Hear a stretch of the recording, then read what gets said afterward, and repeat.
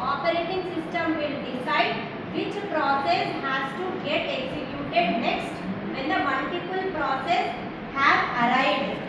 Means whenever we are having the multiple processor in the ready queue, operating system will decide which process to get the CPU execution first. Okay, this is CPU scheduling. Now we are having two types of schedulings. One is preemptive, non-preemptive.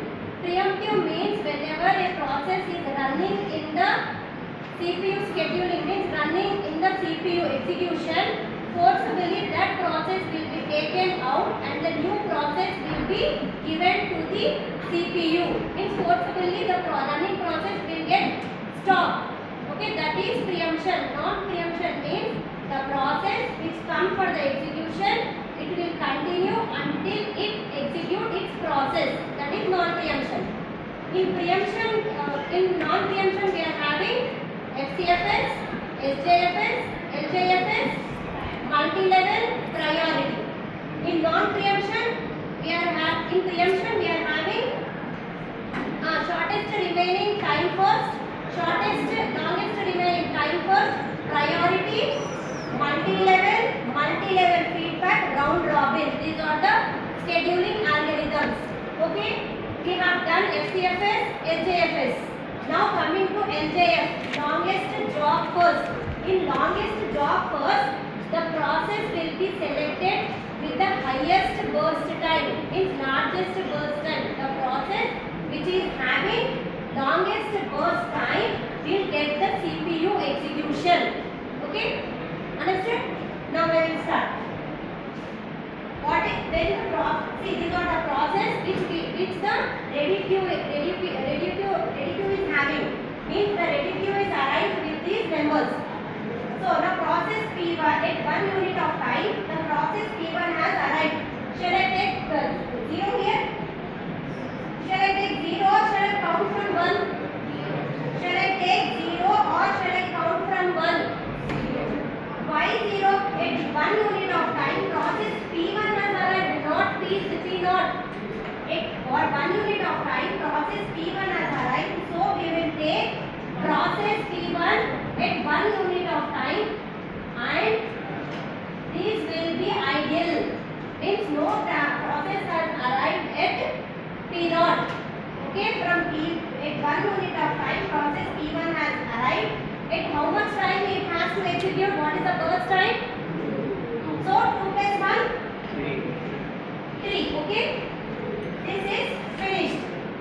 This is non-preemption, so we will go in series order. Okay, now at 2 unit of time, this process has arrived. P2. See, not P2. At 3 unit of time, already we are having P2 and P3. P2 is somewhere here. Now P2 is there in the ready queue. P3 is also there. Okay. So which process we have to select? Which process we have to select? See the burst times. Why P2? We are doing longest job first.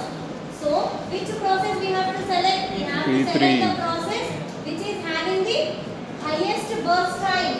For P2 we are having only 4 and for P3 we are having 6. So which process we have to select? P3.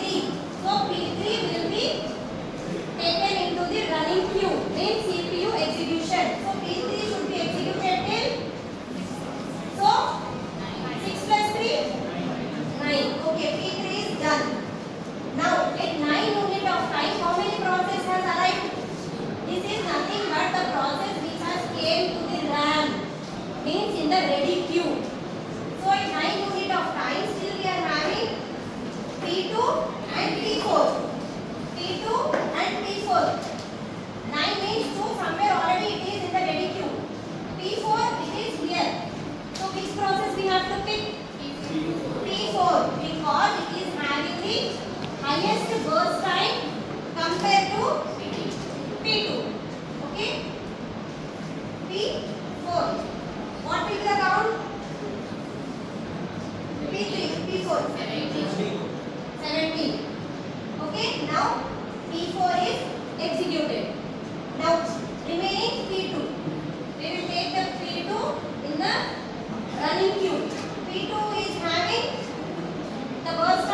P4.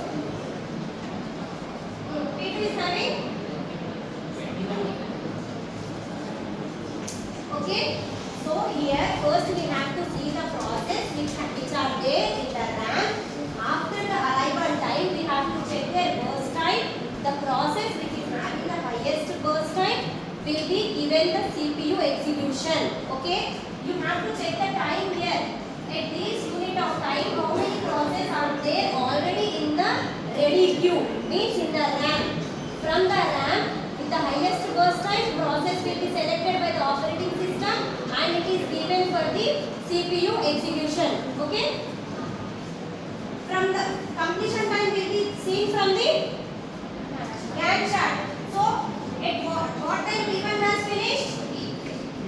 3. Okay, next P2. Okay, next P3. P4. Okay, what is turnaround time? What is turnaround time? What is the formula for that? Completion time minus arrival time. What is the completion time? 3 minus 1. Next 19. 6. Sit properly. Okay. Okay, this is the turnaround time. Means turnaround time is nothing but completion time minus arrival time. The process which it came and which it has been taken time to finish. Next, what is the waiting time? Turnaround time minus burst time. 15, 0, 0.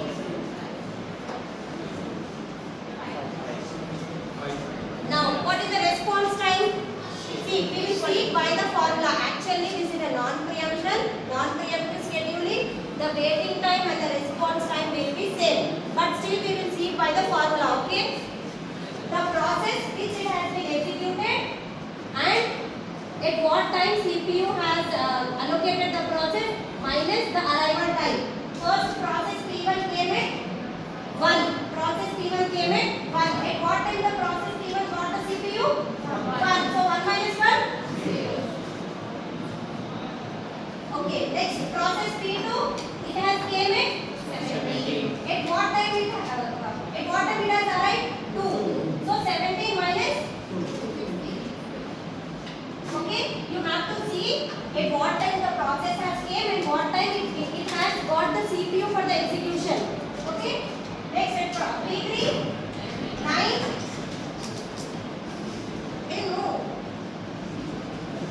Process P3 here 3.